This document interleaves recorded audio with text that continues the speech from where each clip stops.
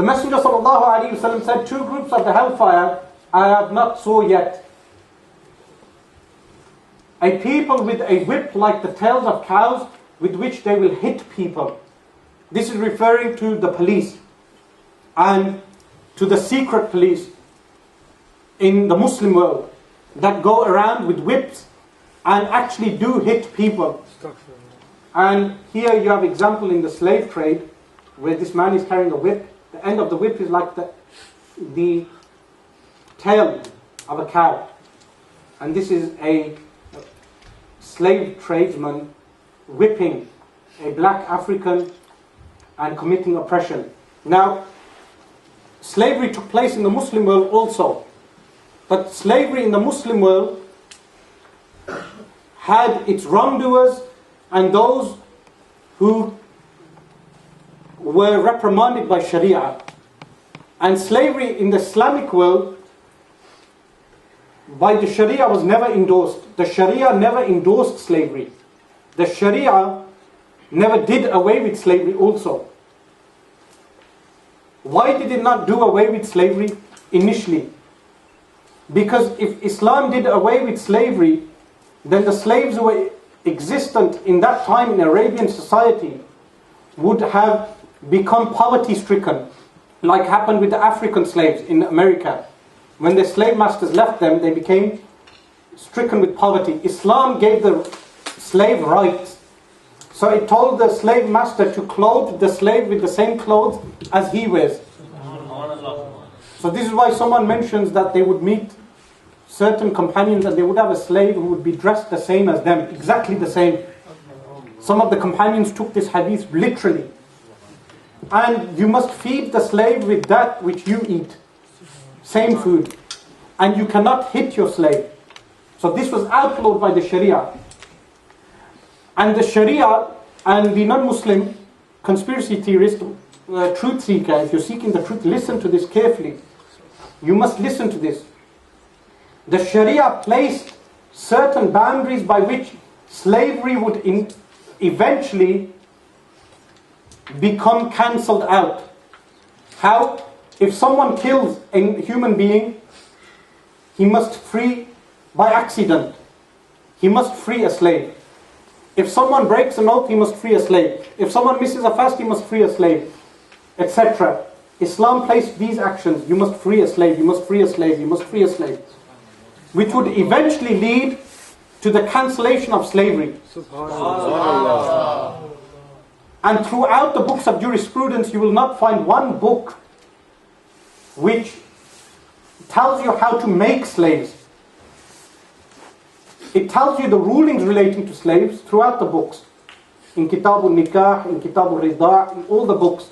But it does not have a book on how to take slaves. But in Kitab al-Jihad, slavery is mentioned in the context that if a warmongering nation wages war against the Muslims have the right to take those warmongers as slaves. This is why a part of the reason why slavery was totally abolished. And this in itself is a subject which the ulama must tackle. The second group of people, so the first group, two groups of the hellfire I have not saw yet, meaning with the physical eye. Otherwise the Messenger ﷺ has the knowledge of these people. A people with a whip like the tails of the cows with which they will hit people. And the second group, and women dressed but naked at the same time, attracting from wrongdoing and attracted to wrongdoing. The wording is al-mumilat al-ma'ilat. Al-mumilat is attracting others to themselves, and mumilat is that they are attracted to wrongdoing themselves. These are two groups. Their heads are like the leaning hump of a bukht camel. Bukht camel is a non-Arab camel. So their heads, the way they will place their hair on their heads, will be like the humps of a camel. And it mentions these women will not enter paradise, and they will not smell its fragrance, even though its fragrance travels a long distance. Narrated by Imam Muslim and Imam Ahmad. So, here you have it. Here's the hump of the bukht camel. And in the middle we have camel hump hijab, an outline of how camel hump hijab is done. And this is a silhouette of the camel hump hijab, which has become common. And this is one of the signs of the end of times. And we should prohibit women from making their heads like camels' heads.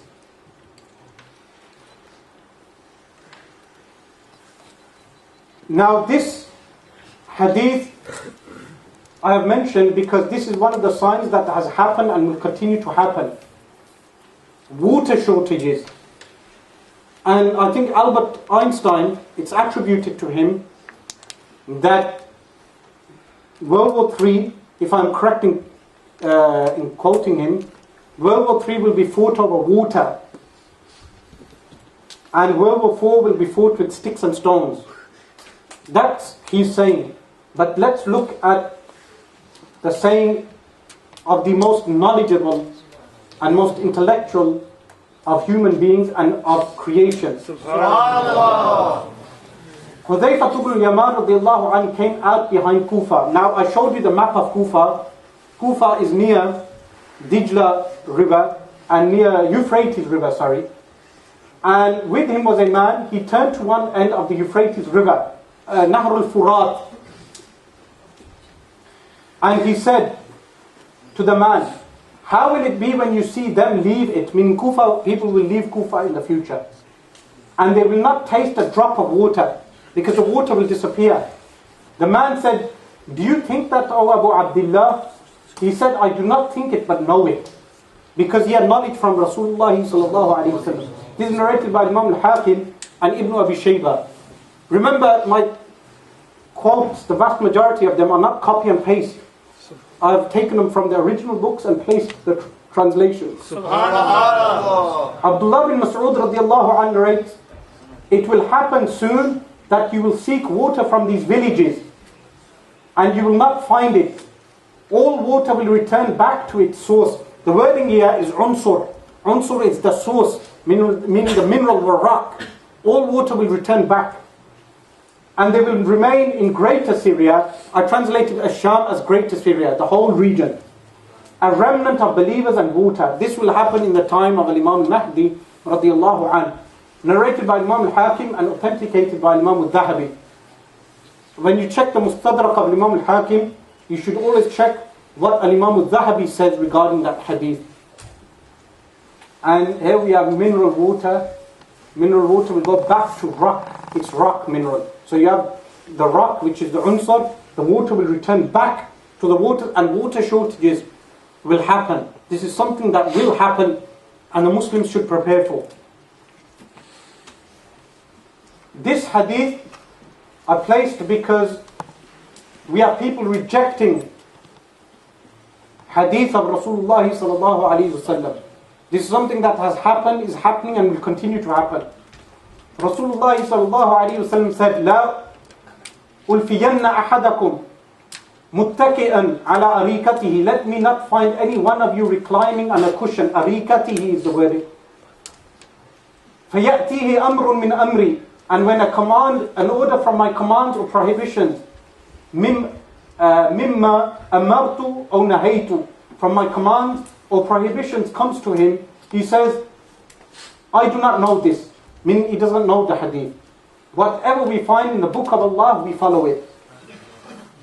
Meaning a group of people will come reclining. So I should not recline here when narrating this.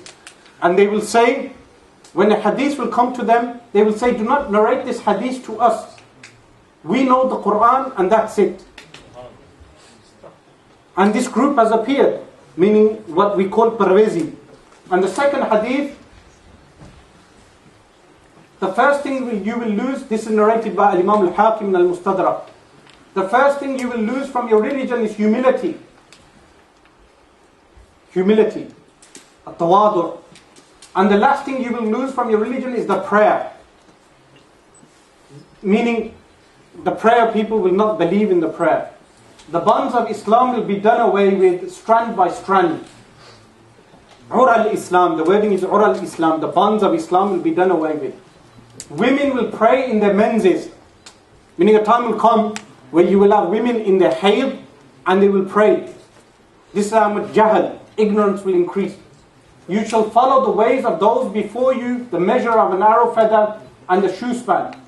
You will not miss any of their steps until there will be two sects from many sects. Now, those before you refers to al-Yahud and al-Nasara, the Jews and the Christians. There will be many sects, different sects, each one saying its own thing. And then the Prophet ﷺ points out two sects. One of them shall say, what are these 5 prayers? Those who came before us were misguided. Meaning there are not 5 prayers. Allah exalted and mighty says, establish the prayer in 2 parts of the day and a portion of the night. They will quote the Qur'an, where the Qur'an mentions that you perform the prayer tarafayn nahar, 2 parts of the day, and duluku shams. So 2 parts of the day, and when the sun goes down. So that makes how many? 3. They will take this verse literally and reject the sunnah. So therefore only pray 3 prayers. This is what they will say. You should only pray 3 prayers. And the Rawafid pray 5 prayers in the time of 3. So they say they pray 5, but they perform it in 3 periods. So they perform Fajr prayer, and after Fajr prayer, in Zuhr time they pray Zuhr and Asr. And then in Maghrib time they pray Maghrib and Isha. And the other sect shall say, the faith of believers is like the faith of angels. Therefore there is no disbeliever or hypocrite amongst us. Now, these people who attack me of doing takfir all the time, saying he does takfir, here the Messenger ﷺ is telling us that a group shall come who will say, the iman of everyone is the same. So there is no disbeliever or hypocrite. Allah. But there is a group that shall do takfir also, which is known as the Khawarij. But takfir uneven-handedly, meaning in the sense they should do takfir of believers. And the Messenger ﷺ said, rightfully Allah should raise them with the judge.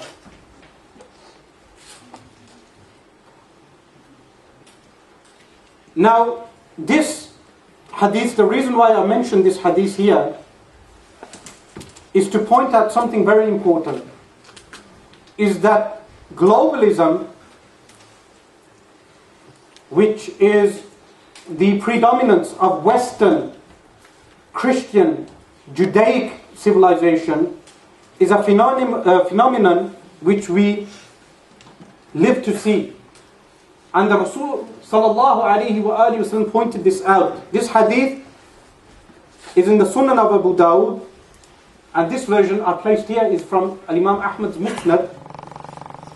In the Sunan of Abu Dawud, it states, يُوشِكُ الْأُمَمُ أَن تَدَاعَ عَلَيْكُمْ كَمَا تَدَاعَ الْأَكَلَةُ إِلَىٰ قَصْعَتِهَا فَقَالَ قَائِلٌ وَمِنْ قِلَّةٍ نَحْنُ يَوْمَئِذٍ قَالَ بَلْ أَنْتُمْ يَوْمَئِذٍ كَثِيرٌ وَلَكِنَّكُمْ غُثَاءٌ كَغُثَاءِ السَّيْلِ وَلَيَنْزِعَنَّ اللَّهُ مِنْ صُدُورِ عَدُوِّكُمْ الْمَهَابَةَ مِنْكُمْ وَلَيَقْذِفَنَّ اللَّهُ فِي قُلُوبِكُمْ الْوَهْنَ فقال قائل يا رسول الله ما الوهن وما الوهن قال حب الدنيا وكراهية الموت. This explains what we call colonialism. Rasulullah sallallahu alayhi wasallam said, it shall be that the nations shall call one another like eaters are called to partake from a platter of food. Qas'a. Someone said, is it because of our small numbers in that time?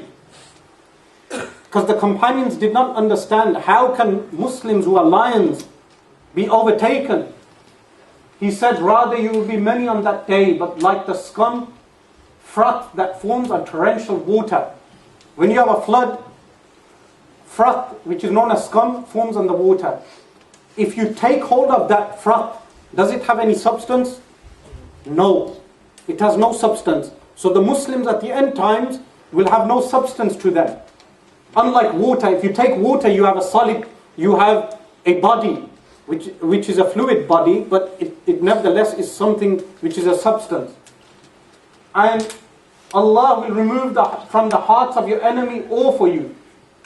Surely Allah will place weakness, al-wahan, the word is al-wahan, in your hearts. Someone said, what is wahan?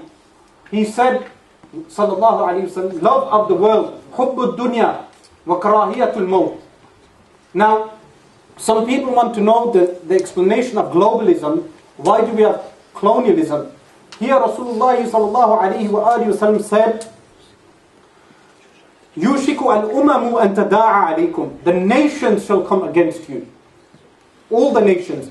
And in another version, it states, مِن كُلِّ الْأُفُقِ. From all the horizons. From all the horizons, all the nations will call upon you. So the current global situation that we see is referred to in this hadith. And then we have the table here. And the people sit around this table. And the qus'a, the platter of food, is the Muslims, placed in the middle. And these are the nations that eat from the Muslims, including those tyrant rulers who Rasulullah sallallahu alaihi wasallam told us about, who shall rule the Muslims. In this hadith, famous hadith of Rasulullah sallallahu alaihi wasallam, some people want to know the explanation of one global culture. And the current global culture that we have is an Anglo-Judaic Christian culture. An Anglo-Judaic Christian culture. And this was foretold by Rasulullah sallallahu alaihi wasallam. The greatest resistance to Anglo-Judaic Christian culture was the Muslim nation. Subhanallah. But in the Musnad of al-Dailami it mentions al-amaimu tijanul arab, that the turbans are the crowns of the Arabs. When they do away with their turbans, Allah subhanahu wa ta'ala will take away their veneration.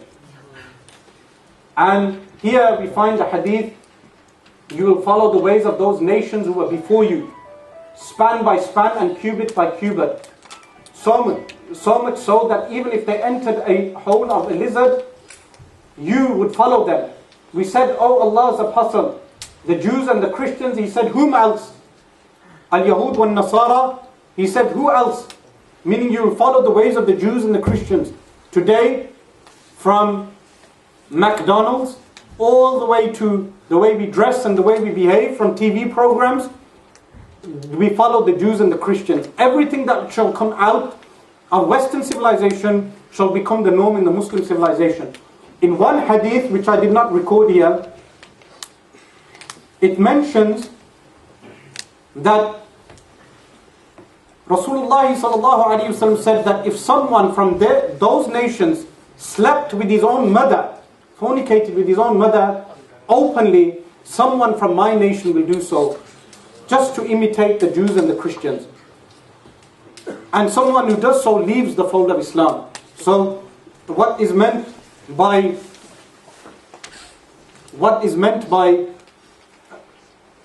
my nation is that the person prior to committing such an action was from the nation of Islam, from al-Islam, and after having performed that action, then he leaves al-Islam, the action of permitting fornication. And this is the nations, the flags of the nations, whatever the Jews and the Christians. You see here, the American flag is prominent, and the British flag, and then the German flag, and you have other Christian flags with crosses. Unfortunately, Muslim children and adults wear these crosses on their clothes. But whatever the Jews and the Christians will do, this nation will follow.